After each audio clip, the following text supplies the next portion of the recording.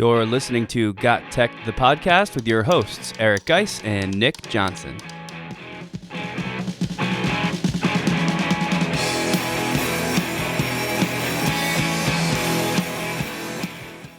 Welcome back to GotTechED the Podcast. This is episode 129 called ChatGPT and 2 free tools that identify AI written text. In this episode, we'll share our take on ChatGPT and other AI apps that can write and think for you. We'll also share 2 EdTech tools that help teachers identify when text has been AI generated. This is another episode you don't want to miss. Check it out.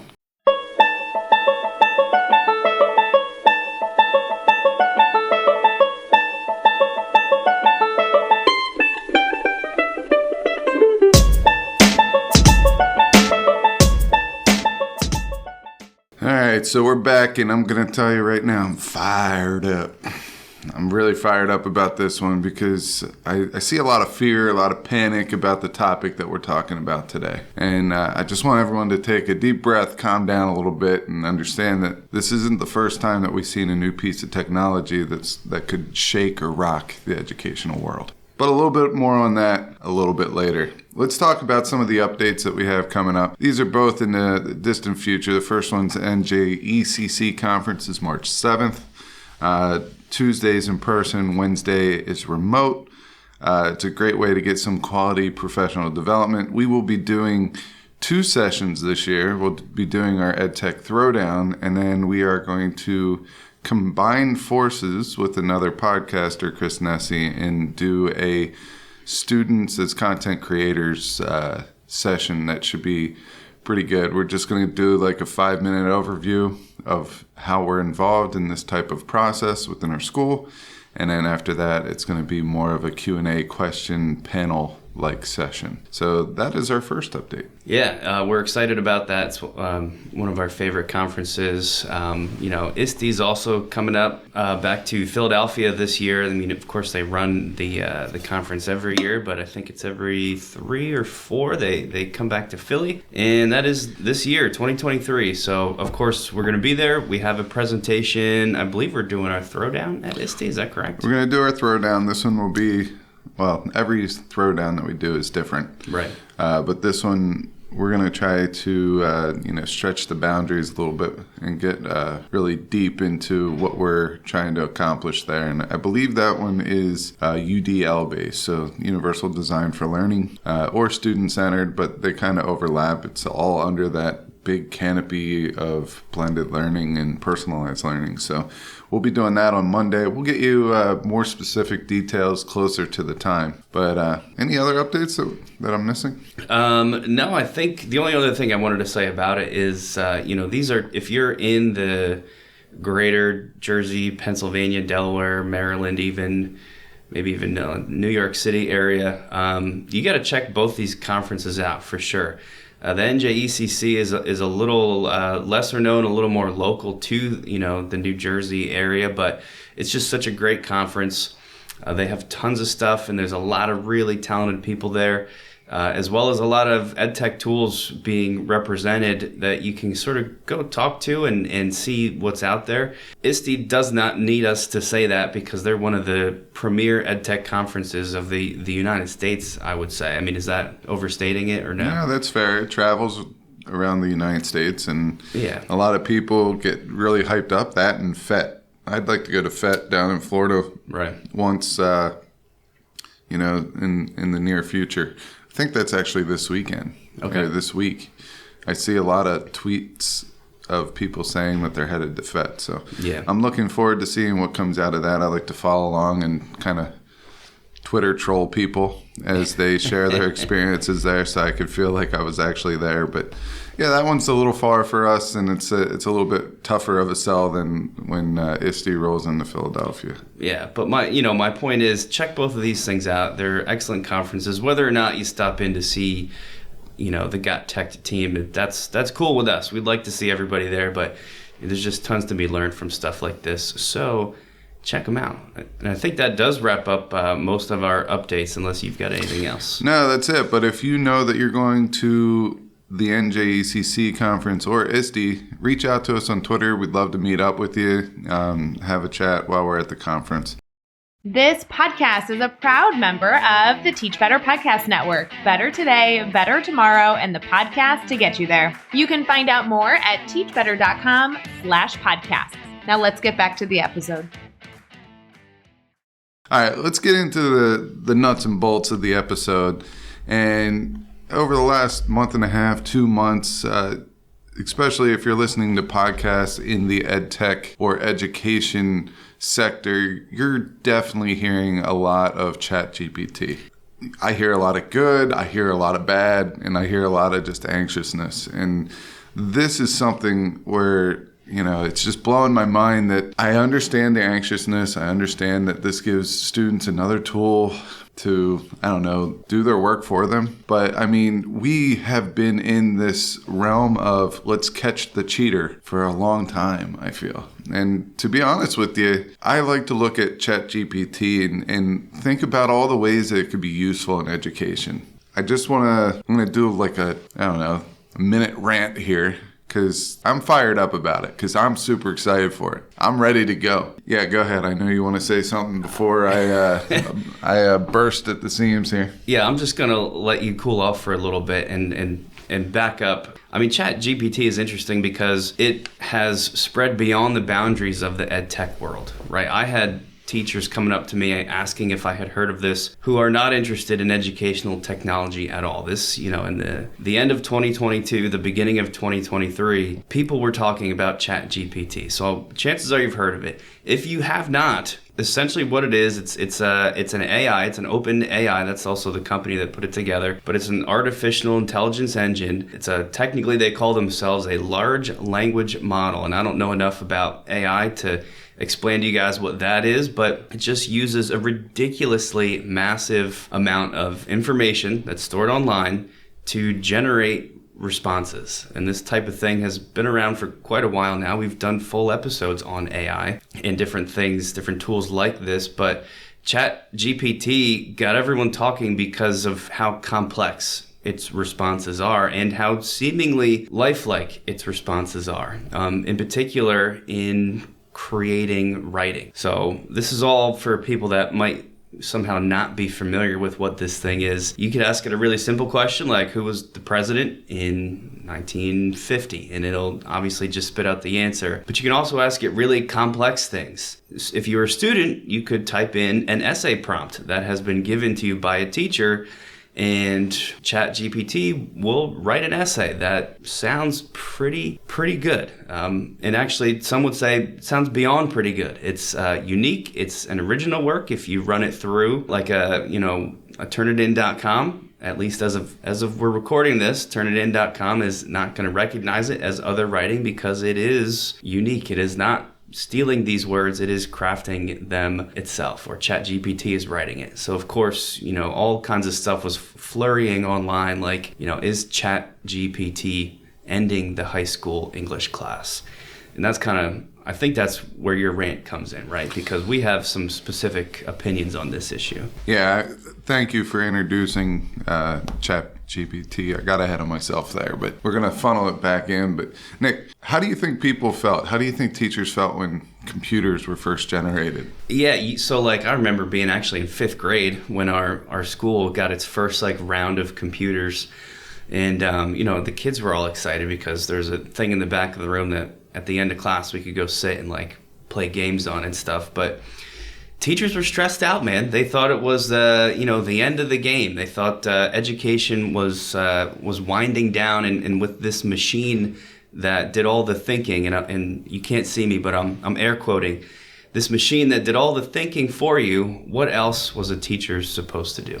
Yeah, it was supposed to, one, take over the educator's role. And when else have we seen something come in that is taking over the education role? How about going from a lecture-based, traditional classroom setting to a student-centered, teachers kind of as just the supporting guide on the side? Same thing. How about calculators? Oh my goodness, it's going to do math for the kids. They're not going to have to think on their own. But we got around that. Hey, leave your calculators in your book bag. The internet, when the internet came out, oh, they don't need to do research anymore. And, it's almost like we go straight to panic mode. I mean, I could think about some other ones like works cited generators. I remember walking down the hallways when I first started teaching. Maybe this is dating me a little bit. And some of the English teachers are going, you need a period there, you need italics there, you need underline here, and a colon. You need a colon. So we get all this, and then all of a sudden the works cited machine, the generator comes out, and you don't hear those lessons anymore. That doesn't mean that those English teachers aren't teaching. It just means they're teaching different. We're advancing.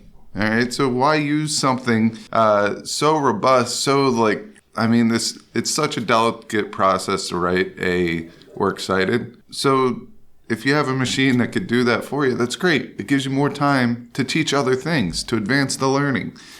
Wikipedia was another one. Photomath. Google Translate. I mean, I could probably keep going, but I'm not going to in the essence of time. But what I'm saying here is, we have artificial intelligence that's able to write a paper. But you know what? As soon as we got the internet, and as soon as research was able to be done, and as soon as we were able to copy and paste, what happened? A tool was developed to check for plagiarism. A tool was developed to check for grammar and punctuation and make things easier, not only for the student, but for the teacher proofreading it. I remember when spell check first came out, the teachers kept it hush-hush because they didn't want students to do that. They wanted them to, come up with their own mistakes and stuff like that, and it would be an easy tool for them to use to provide feedback. That's great. But me personally, if a student can see an exemplar, something that is great, all right? So if we use an AI tool to restructure a sentence, well, their same malformed sentence is now going to be restructured. They're going to read it, and they're going to read it, and they're going to read it over and over again until something clicks and, I should write it this way. And that's a good thing. So let's just get into ChatGPT and break it down, kind of the pros and cons. Let's I'm going to add one thing before we do that, because during your rant I was thinking about all the different connections to this that I've had. You mentioned spell check, right? And I remember that too. My teachers in elementary school encouraging us or telling us not to use spell check, or trying to get it turned off because that was going to be like the end of learning, right? If the computer checked your spelling. I don't know how you feel, but I think I'm a better speller because of spell check, because I get to these like constant reminders as I type. Like, no, that's not how you spell. I used to mix up the different theirs all the time, right? I guess that's more of a grammar thing, but you get the idea. I no longer make that mistake because it's constantly being checked for me. It's more work for me to have to go back and, change it when I do it wrong. So I was incentivized to learn it and fix it, and I no longer make those spelling mistakes. So it's this is just human nature. I'm not knocking anybody, but like you said at the beginning, it's just a little bit alarmist to see this as the end of things. Even in the chemistry world, I had a teacher come up to me and say, this is how I found out about ChatGPT, but it was a colleague who came up and said, do you know there's this AI thing that like answers any question for you in detail? And I was like, oh, cool. And they said, not cool. You can even ask it chemistry questions. And this example that this teacher gave was, you could go up and ask it, how do you write, or how do you draw the Lewis structure for a molecule? And ChatGPT thinks for a little bit, and it types out like detailed instructions on how to write Lewis structures for molecules. And I checked it. They're good. They're really good. They're a lot of the same instructions I give for how to do it. But I was like, well, that's awesome, right? This is like a place for students to go to ask that question and get help that, from my initial look at it, seemed pretty good. I was like, this is a fantastic thing. Right. That supports what I'm doing in the classroom. Yeah, it's fantastic. We no longer, as teachers, need to make answer keys. Now, I will say that ChatGPT does get things wrong. So yes. Every once in a while, you need to go look, especially with current information. Because the way that I think of it running is they do like almost like they'll take a data set from 2022, and that's what everything is generated by. Yeah. That picture of that data set.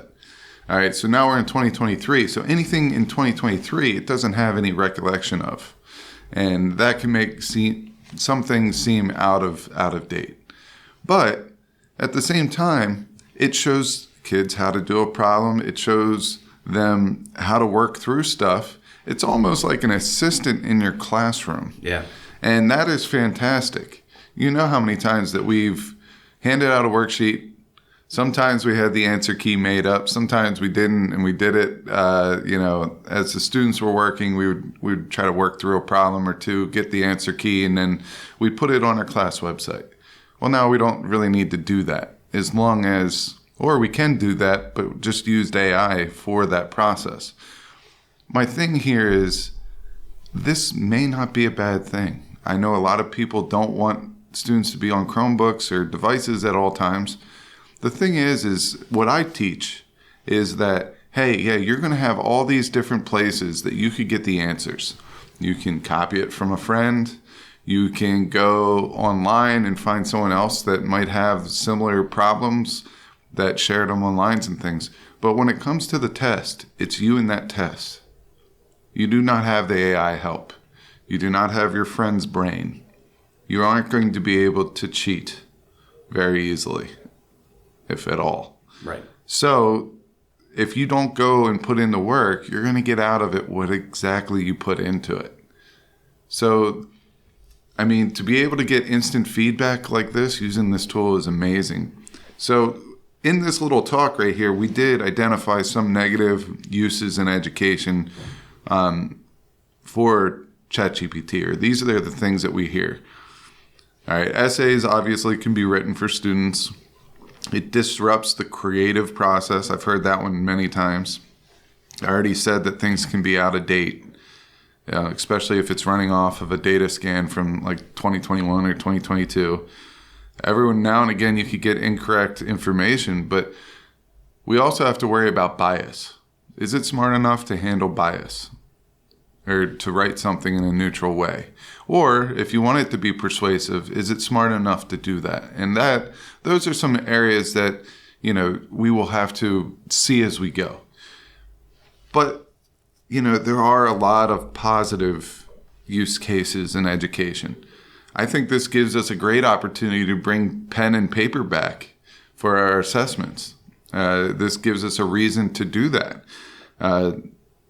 It will help with pre-writing and brainstorming. I mean, think about, hey, ask the question, give me 15 topics on human impacts in the environment, something like that. Environmental impacts caused by humans. We can do that. We could ask GPT to come up with lists or instructions to topics where students can research beyond the AI. So I see AI as being very cookie cutter. When you look at it and you read it, it is very broad, very vague. Well, okay, have the students go in and add more detail, or if AI is writing the plot or a story, have the students go in and fill in the details a little bit. You got the summary, now go in and fill in the minutia that's really going to hammer this story home. Those types of things. You could gamify your classroom. Think about it. We play two truths and not truth. I don't think I'm allowed to say the other word, but whatever. We play two truths and a not truth. And now it becomes two of my and one of AI. So I take two student written prompts and I take an AI written prompt and we try to identify which one's which. Play a game out of it. It could also generate different prompts or tasks. So if we wanted to do like a minute to win it, we could put in, give me 10 minute to win it ideas involving education. See what it comes up with and go from there. So positive and negative use cases. But we also have other AI that we've been talking about for years, right? Yeah, I mean, there's lots of things out here that do this type of stuff. I mean, we talk a lot about on this show WordTune. WordTune is the website or extension that rewrites your text for you. So if you've got a sentence that doesn't sound quite right, WordTune will fix it. Grammarly does all kinds of similar stuff. And you could have taken this same approach with these tools, but I think what we're trying to say here to kind of wrap up all this is the world that we're going to be living in. I don't think you can fight AI. I think it's going to be out there, and ChatGPT is just the first really good one that made people step back and say like, whoa, this is crazy. We have to rethink some stuff. Absolutely, there's negatives, and we don't want to poo-poo all the worries that teachers are having, because that's legitimate stuff. Kid totally can get an essay written and turn it in and probably get away with that. But because this is part of the world and all these other AI apps that are out there and the new ones that are going to be coming up soon, it's just way better to focus on those positives and teach your kids about it and tell them, yes, this is there. Sure, you could use it. Keep in mind, on your assessments for this class, you will not be able to. So what are you doing for yourself if you are writing all your essays with ChatGPT? Bring back pen and paper, like you said. And, something else that is worth mentioning here, as a teacher, besides just, as we're talking about, it's kind of funny, we're talking about teaching our kids about not using it to do the thinking for you, but one of our ideas was let ChatGPT do the thinking for you in the generation of prompts. It's totally fine. If you can't think of enough, prompt questions for your kids, go there and let ChatGPT help you get the creative process going. You might even find it makes you more creative because it spurs your thinking in some different avenues. Another thing that it's going to do for you is it's going to challenge you to have better prompts. And I'm stealing this from a Forbes article that I read to prep for today's show, but the author of this article did 2 tests with ChatGPT. One of them was he asked ChatGPT to write an essay that compared The Heart of Darkness to Huck Finn. And ChatGPT did what it does, and it wrote an essay. Then he asked it again to compare The Heart of Darkness to Moby Dick.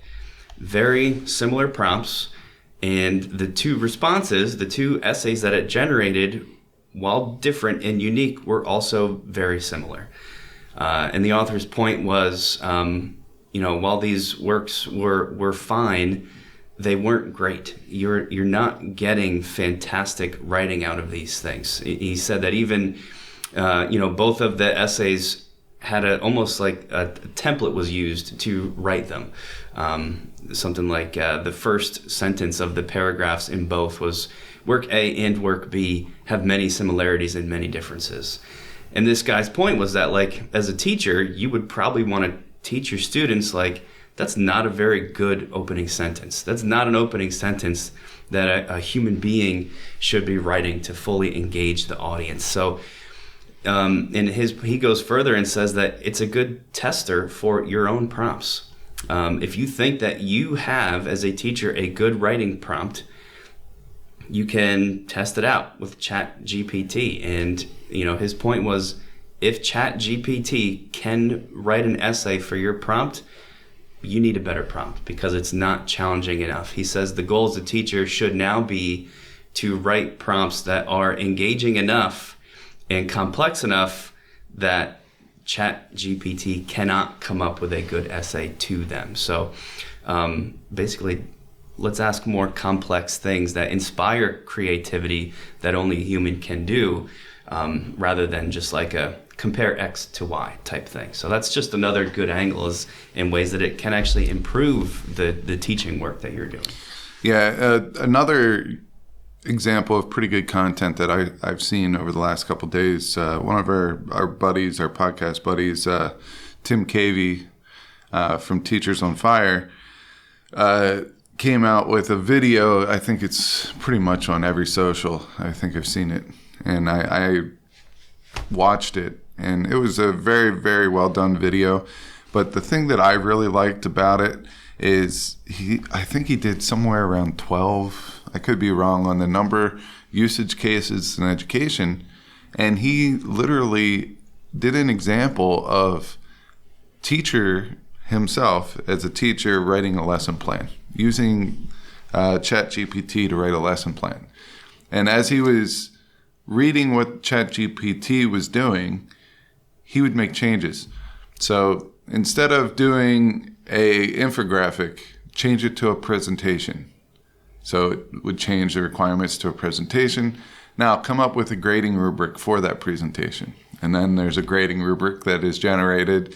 Change this part of the grading rubric in the presentation, and it would change it. So that's pretty cool on a teacher's side. That's cool. We get to use it like that. So make sure that you check out Tim Cavey's video.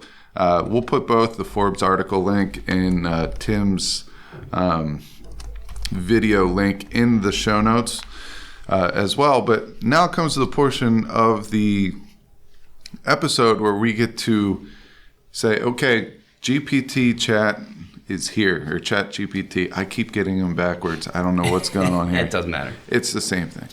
All right, but we're gonna ease your pain a little bit, ease your worry, hopefully decrease the anxiousness, because just as I mentioned earlier, when we got the internet where we could copy and paste from Wiki, all right, we had a plagiarism checker developed.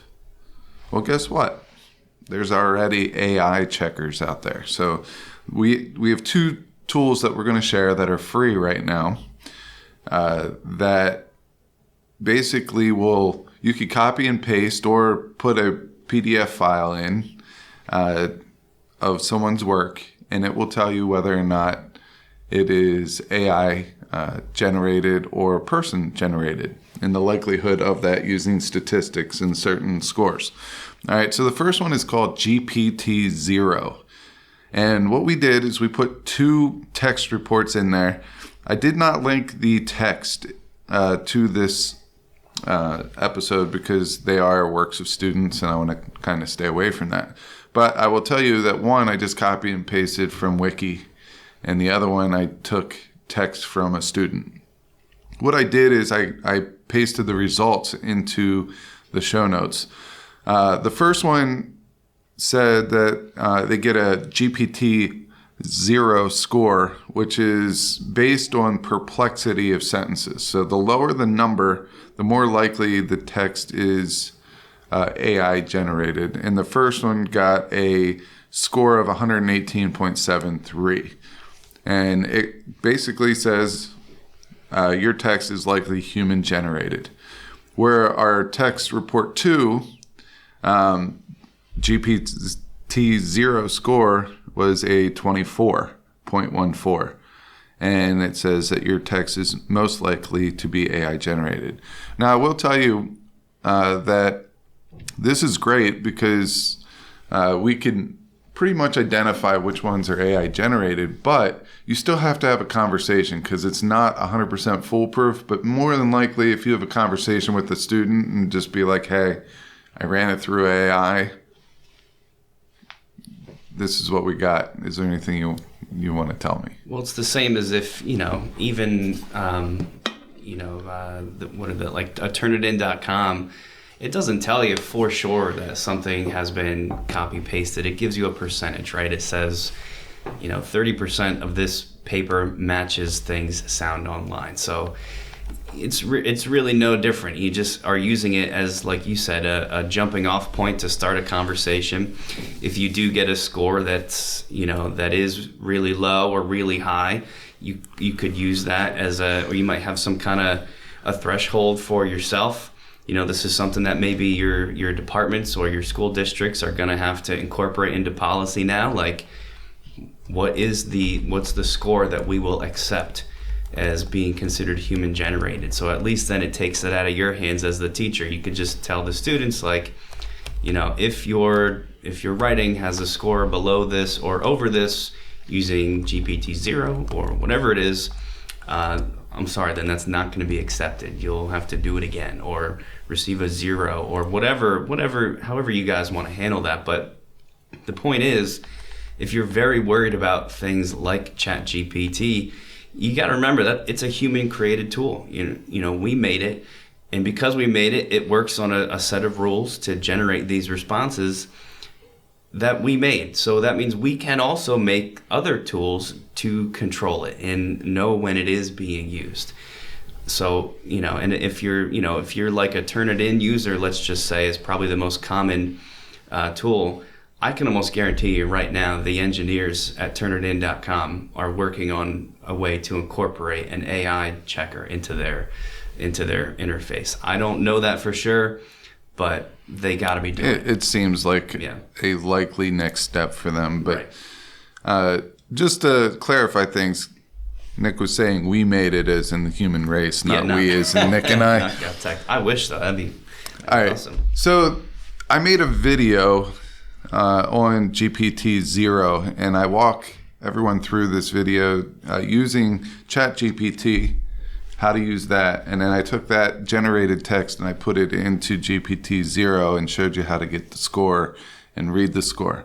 And I posted that on our YouTube channel, which I'll put in the show notes.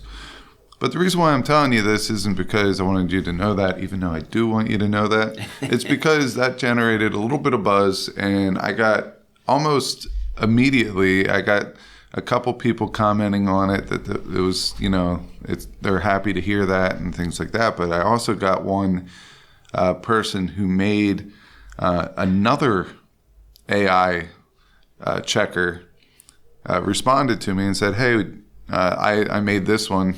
Will you give it a look? So, you know, I love when we get these types of requests and things like that, because I feel like I'm checking out like something that's, you know, groundbreaking, and it's awesome. And I will tell you that this tool I was very impressed with. The GPTZero is an awesome tool in itself. It looks like a little outdated platform. It does amazing things, don't get me wrong, but I feel like the next one, which is checkforai.com, kind of looks a little newer. It's a little easier and not as robust. It's super user friendly. So basically for this one, the reason why I like it is you could take a class set. So if every student turned in a PDF of their work, okay, so if it's a PDF, I haven't tried to see if Google Docs or Word Doc would work, but I know a PDF does. If you put all those into a folder, you highlight them all and drag them into this program, it will run the AI checker for each one and give you a risk score. Low risk means very low risk that AI generated it. Medium risk. High, it's pretty much AI generated. All right, so I wrote this person back, and I said that I love the tool. The interface is awesome. It's super easy to use and stuff like that. But I gave the feedback that, you know, teachers are data driven, and even though there is a very high risk, medium risk, low risk there, I would love to know how he actually, like how those scores or titles are given to the paper. So when I have a conversation with a student or parent, you know, I could tell them something a little more than I just put the paper in and the score was generated. And what was awesome, once again, within like an hour, I mean, it probably wasn't even an hour, he comes back and he explains how risk scores is based on word frequencies. AI produces more standardized output. I mean, this stuff, I want to thank him so much for dumbing this down for me, because I know that, you know, behind this very easily understood paragraphs, there are very complex things going on. But basically, he explained how the risk score was calculated and what low risk versus high risk and medium risk is, what it means, and how AI detection is used.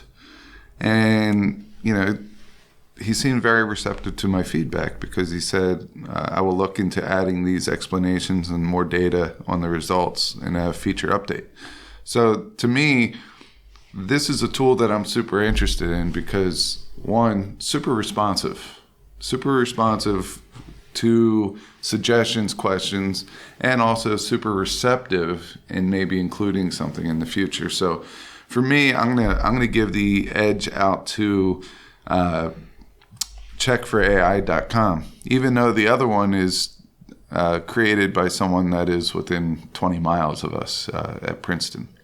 So I think I'm going to lean on checkforai.com. That's probably going to be the one that I recommend the most, but that's not taking away anything from GPTZero, because I think they both do an amazing job. And so hopefully this kind of, eases the tension a little bit between teachers and ChatGPT. Yeah, and the point of all this is, like, does ChatGPT and whatever comes after it, does that change education? Absolutely. Are there negatives? Yes, but we have ways, very viable, easy to use ways to combat those negatives. Are there positives? Absolutely. I think this can, be used as a tool to make your own teaching prompts better, to make students more aware, maybe even make students better writers.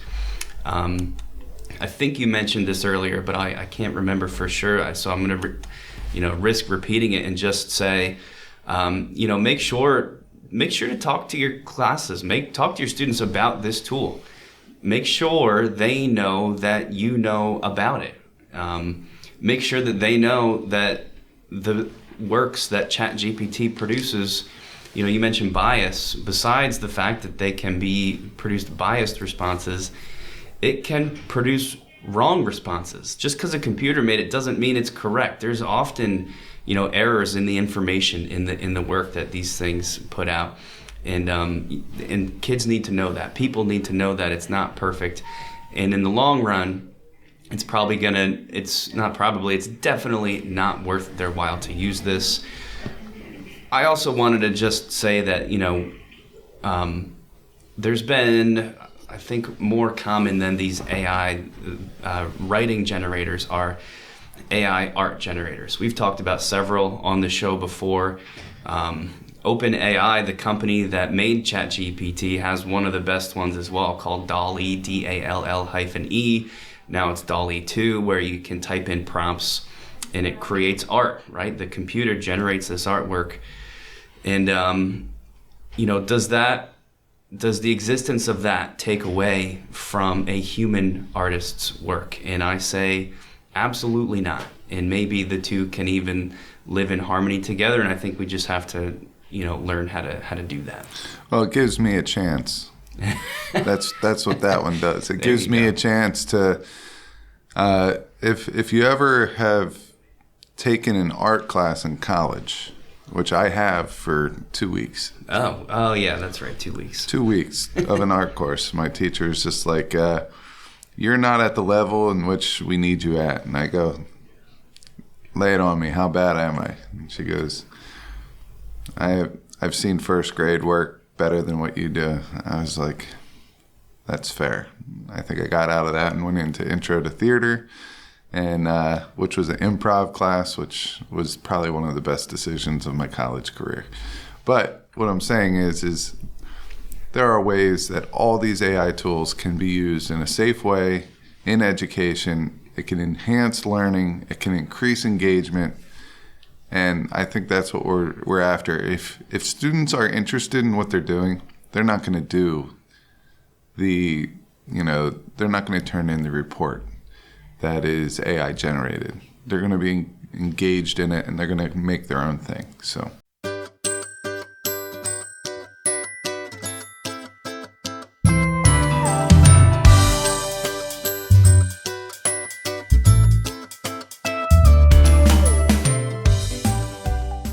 I think that just wraps up this episode. Please make sure, if you find value in this content, that you tell other teachers about us. If you are going to any of the conferences, please reach out and let us know.